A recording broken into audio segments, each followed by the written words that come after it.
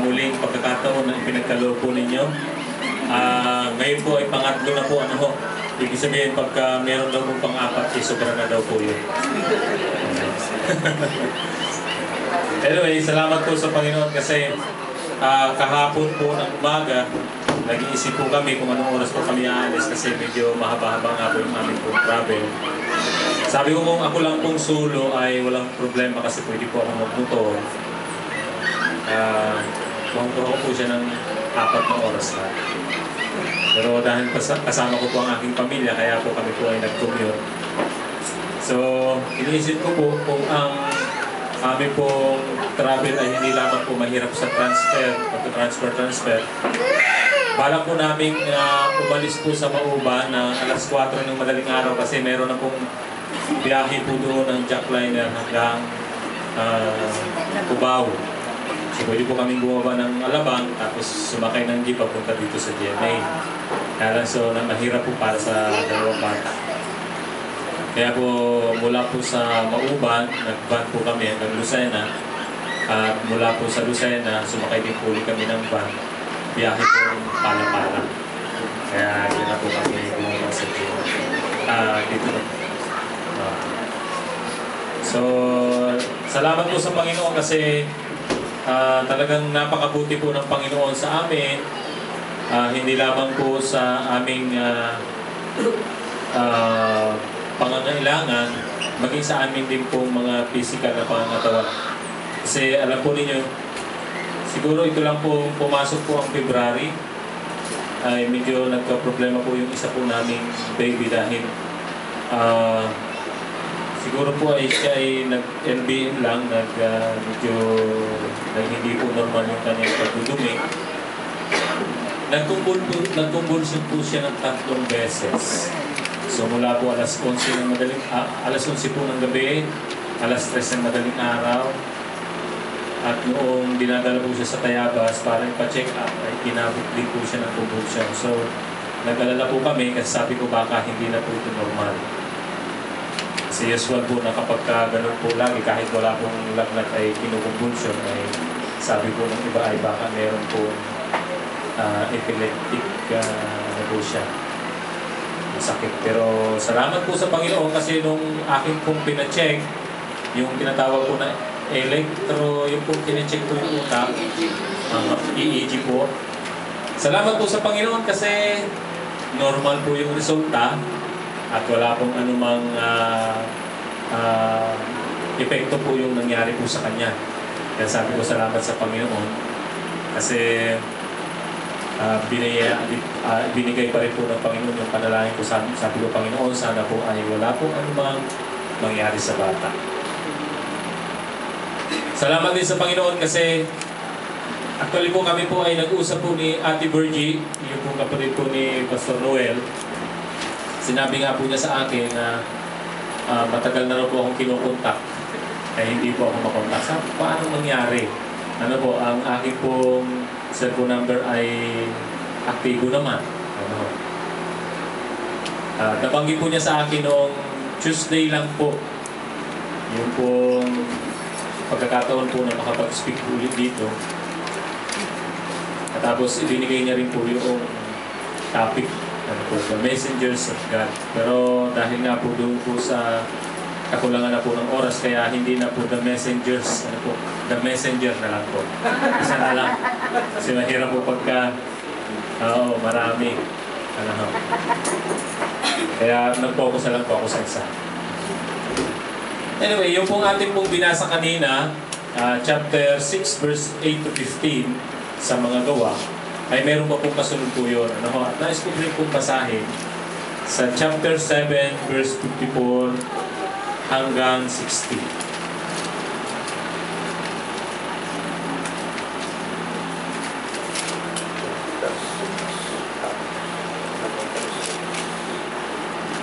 Gawa, chapter 7, verse 54 hanggang 60. Ganito po ang binabanggit. Nang marinig ito ng mga bumubuo ng Sanhedrin, sila'y nagngalit dahil sa matinding galit kay Esteban. Ngunit si Esteban, napuspos ng Espiritu Santo, ay tumingin sa langit at nakita ang maningning na liwanag sa paligid ng Diyos at si Jesus na nasa kanyang kanan. Bukas ang kalangitan, sabi niya, at nakikita ko ang anak ng tao na nasa kanan ng Diyos. Tinakpan nila ang kanilang tainga at nagsigawan pagkatapos sabay-sabay silang dumaluhong sa kanya. Kinaladkad nila si Esteban hanggang sa labas ng lungsod upang batuhin. Hinubad ng mga saksi ang kanilang mga kasuotan at iniwan sa isang binatang nagngangalang Saulo. At pinagbabato nila si Esteban na nananalangin naman ng ganito, Panginoong Hesus, tanggapin mo ang aking espiritu. Lumuhod si Esteban at sumigaw ng malakas, Panginoon, huwag mo na po silang panagutin sa kasalanan ito. Okay, so pinagpala po ng Panginoon ang kanyang mga salita sa umaga po ito. Alam po natin ang buhay po ni Esteban. Si Esteban po ay ipinakilala po ng Biblia na isang taong karapat-dapat. At marahil, during that time, siya po ay isang leader ng iglesia. So, ipinakilala po ng Biblia na si Esteban po ay isang taong karapat-dapat na isang diakono or deacon. Alam naman po natin yung deacon po, church official, ibig sabihin, servant, minister. At alam po natin na ang messenger of God ay hindi po masasabi natin hindi basta-basta at hindi ordinaryong leader ng iglesia. Ano po ba dapat ang maging buhay ng isang messenger? Di ba? So, unang-una po ay meron siyang mabuting reputation. Makikita po natin sa unang Timoteo 3:10, sabi po doon, tingnan po natin, unang Timoteo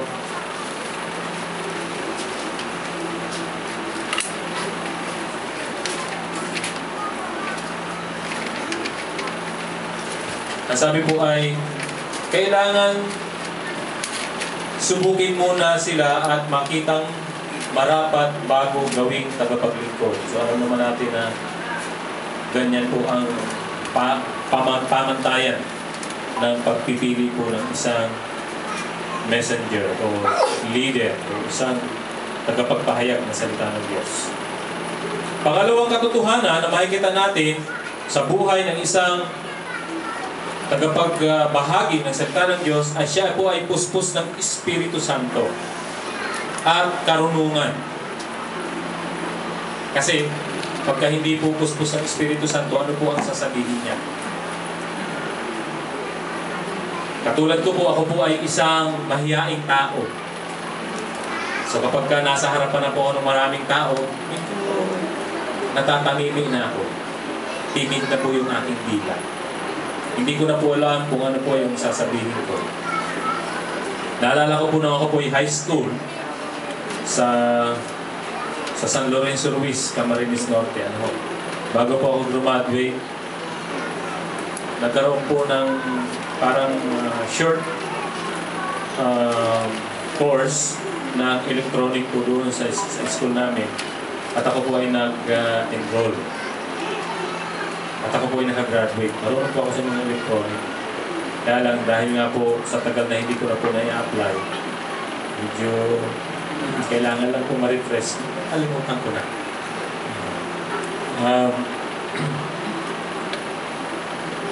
Bago po ako graduate po doon sa course na yun, bawat estudyante ay pinagtalumpati.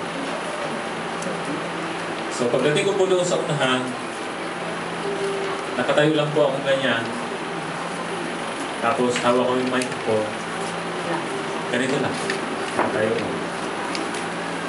Tapos meron pong dumidikta sa akin. Sabi, batuhin mo na yan si Kapitan. So, sabi ko sa lahat ng mga bisita, sa gabi nito, salamat sa inyong pagdating, salamat sa inyong pagdalo. At binabati natin yung ating Kapitan. So, medyo nakapagsalita na ako. So meron pong dumiligtas sa akin.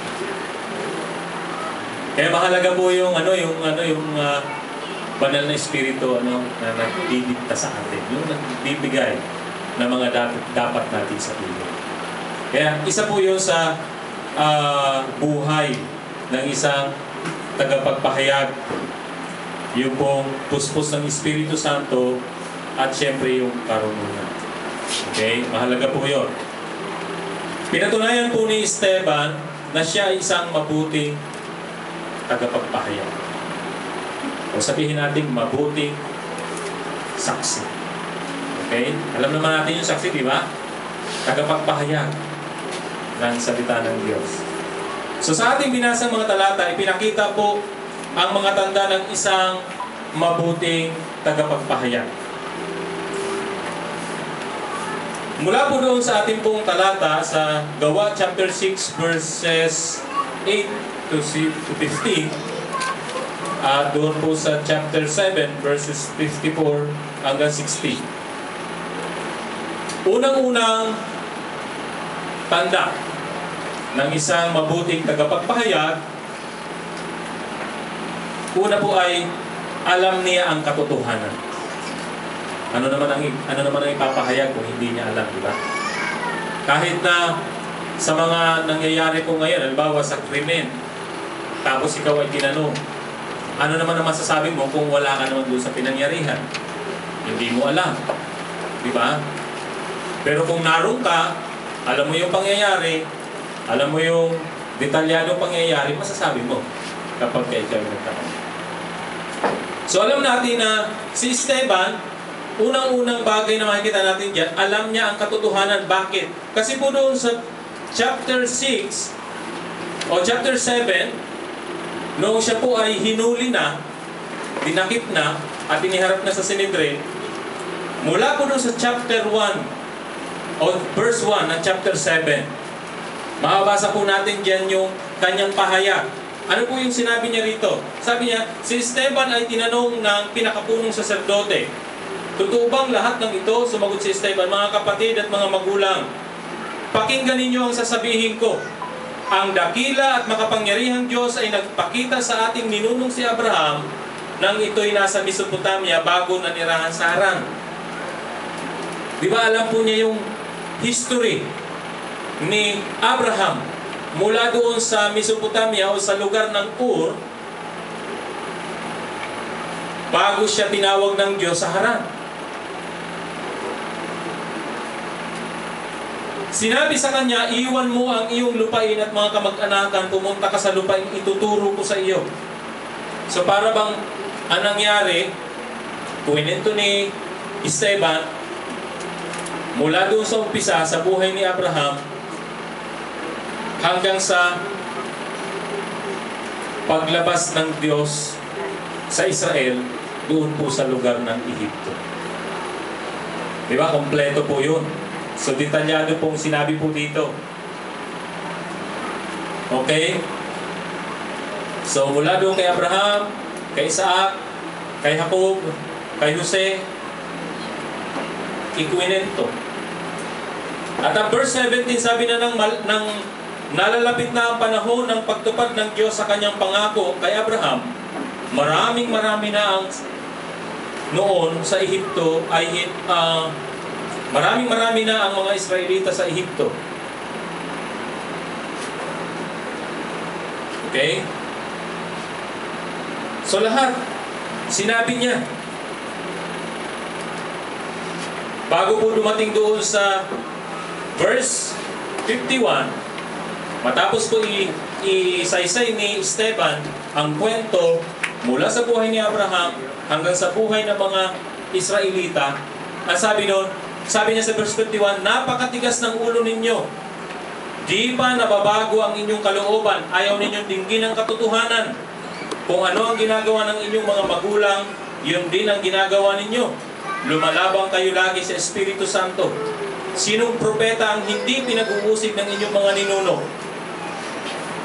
Pinatay nila ang mga humula sa pagparito ng matuwid na inyo namang ipinagkanulo at ipinapatay. Tumanggap kayo ng kautosang ibinigay ng Diyos sa pamamagitan ng mga anghel, ngunit hindi ninyo tinatalima yun. Makikita po natin yung diretsong pagsasalita. Sabi nga sa ibang salita, walang kataros-taros na pagsasalita ni Esteban nang sabihin niya na hindi tinatalima ng mga Hudyo yung katotohanan na kanilang nabasa. Kaya makikita natin na kilala ng Diyos o kilala ni Esteban kung sino ang Diyos. Tayo po ba, kilala po ba natin kung sino ang Diyos sa atin? Kilala po natin. Diba? Kasi alam natin ang katotohanan. Alam ni Esteban ang katotohanan. Kilala niya kung sino ang Diyos. Kung hindi niya kilala ang Diyos, hindi siya magiging puspos ng Espiritu Santo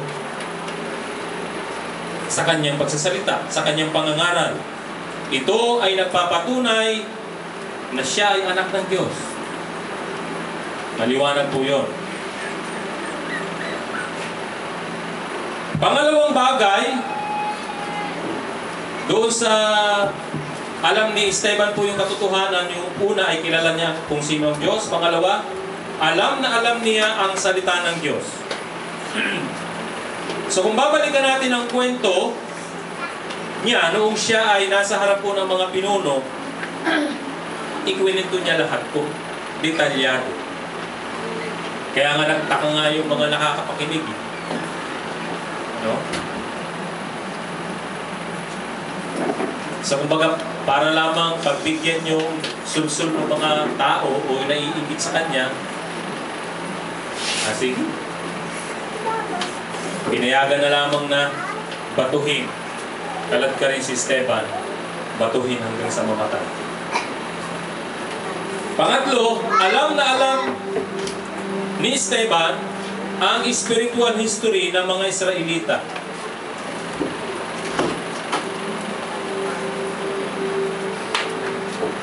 So yan. So unang tanda ng isang mabuting tagapagpahayag ay alam niya ang katotohanan. Pangalawang tanda. So matapos po niyang malaman yung katotohanan, pangalawa, namumuhay ayon sa katotohanan. So kumbaga hindi lamang po niya pinakinggan, kundi ito po ay kanyang isinabuhay. Ano po? Ang sabi po ng banal na kasulatan sa Santiago, tingnan po natin, 1:22. Ano bang binabanggit po doon?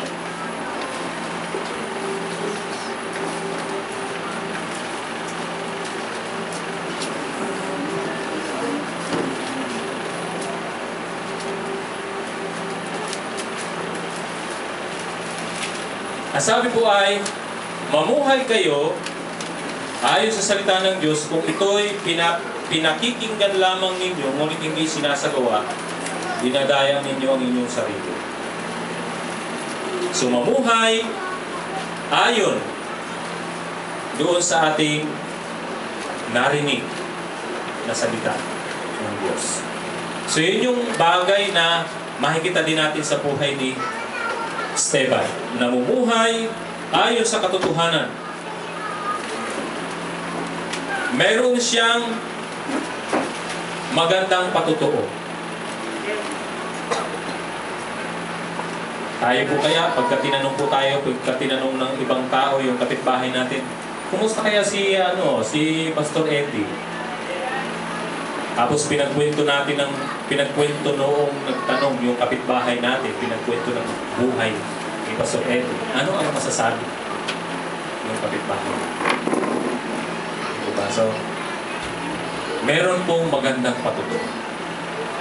Tayo mga mananampalataya, yun po ang isa sa pinaka iniingatan po natin yung patutuo natin. Dahil sa oras na yun po, kapag kayo ay nabahiran o nasira, ultimo makita pa lang po yung ating mga mukha, hindi na tayo paniniwala. Lalo na kapag ka nagsalita na tayo. Pero kung napapanatili po natin yung magandang patutuo, makita pa lang po yung anino mo. Paniniwala. Kasi nakikita sa buhay natin kung ano yung sinasabi. Amen po ba? Amen. Amen. Sa kabila ng pag-uusik sa kanya ng mga leader po ng Sanhedrin, nakita nila na ang mukha ni Esteban ay parang mukha daw po ng ano? Ng anghel. Minsan nga, binabalikan ko nung ang Panginoong Hesus ay nasa harapan ng mga saserdote, pinararatangan. Ano? Hindi siya umiimik. Lalo na nung siya ay humanap na kay Herodes. Kasi yung si Herodes ay lumalabas na parang panunuya lang yung kanya pag-i-interview sa ating Panginoong Hesus. Kaya hindi po siya umimik. Habang siya po ay pinararatangan, wala siyang reklamo, walang takot at hindi nag-aalala.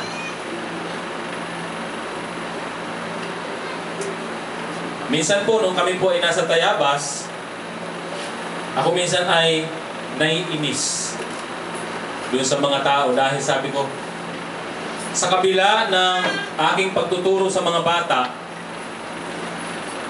di ba? Ang tinuturo natin ay values, hindi tayo nagtuturo ng kung ano man doon sa mga bata. Pero bakit negatibo po ang tingin ng mga magulang sa akin? Kaya pag ako'y dumadaan po doon sa street po na yun na malapit po sa aming bahay, laging nakatalilis po yung mga mukha ng mga nanay. Na para bang ang tingin sa akin ay, pangit po ba?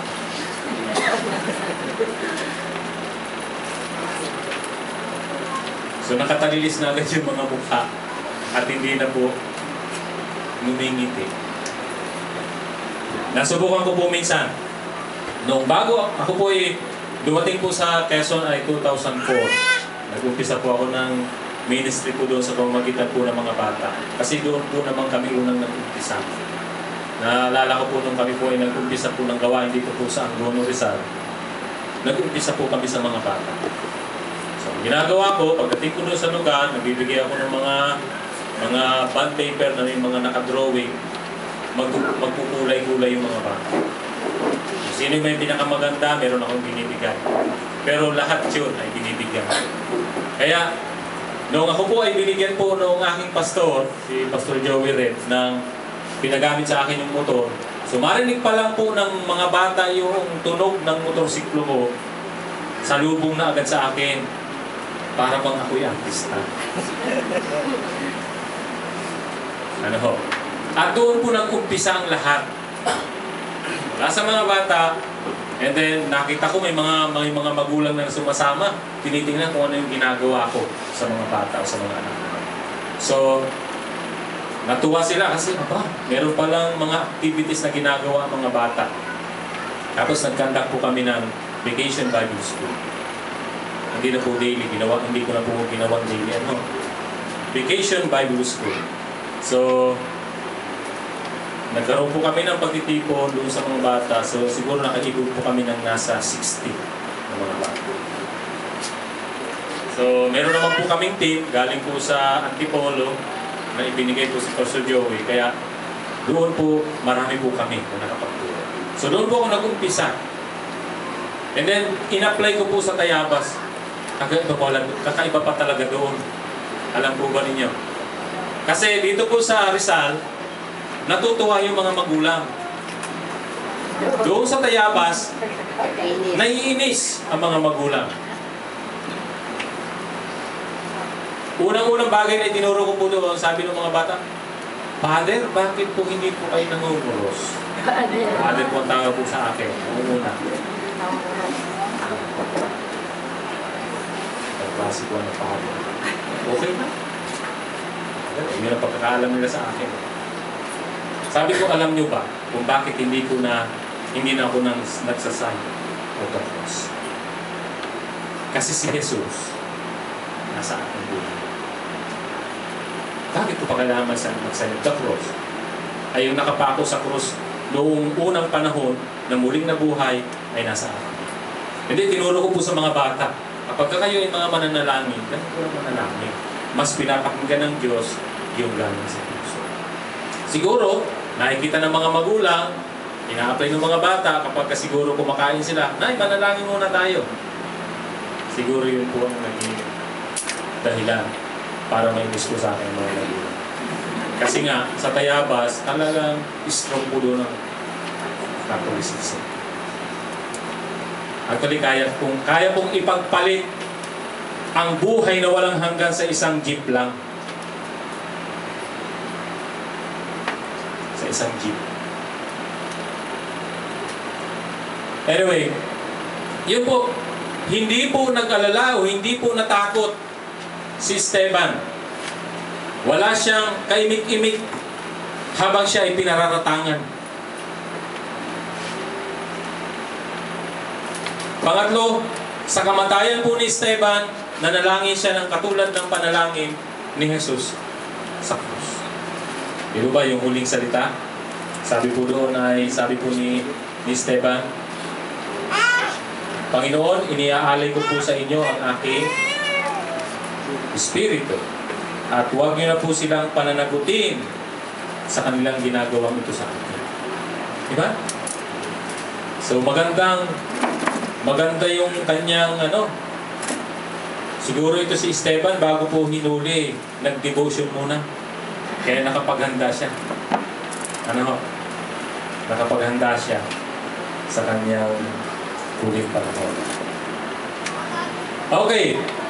Pangatlong tanda ng isang mabuting tagapagpahayag, ibinabahagi niya ang katotohanan. So narinig niya ang katotohanan, ipinamumuhay niya ang katotohanan, at ang pangatlo ay ipinapahayag niya ang katotohanan. Diba? So, bakit hindi siya nag-alangan ay bahagi ang salita ng Diyos? Bakit po kaya? Mayroon po ba kayong idea kung bakit hindi po siya nag-alangan na ipahayag ang salita ng Diyos? Siguro alam din ni Esteban yung binabanggit po sa 2 Timothy 3:16. Ano po ba ang binabanggit po ng 2 Timothy 3:16? So, pinapayagan ko po kayong meron pong magbasa. Okay? So, Bible drill po tayo. Paunahan. 2 Timothy 3:16. Palaro po yan sa amin kung ito yung bata.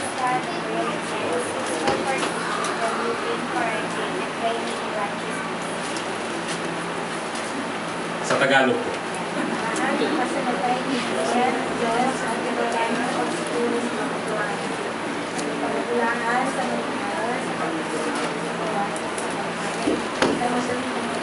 Yun, siguro po doon sa dalawang yun na nasa gitna, yung pagtutuwid sa liko, hindi kong gawain at pagpapabulaan sa maling aral.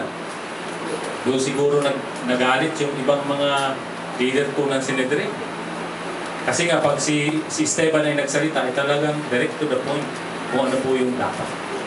Diba? So alam ni Esteban, yung binabanggit po sa 2 Timothy 3:16, kaya niya ibinabahagi ito kasi alam niya kung ano ang magiging bunga nito sa buhay ng makakapakinig. Diba? So ano ba ang halaga ng kanyang pagbabahagi? Balik ulit tayo sa Mateo, chapter 10, verse 8. Ano po ba ang halaga ng kanyang pagbabahagi? Mateo 10,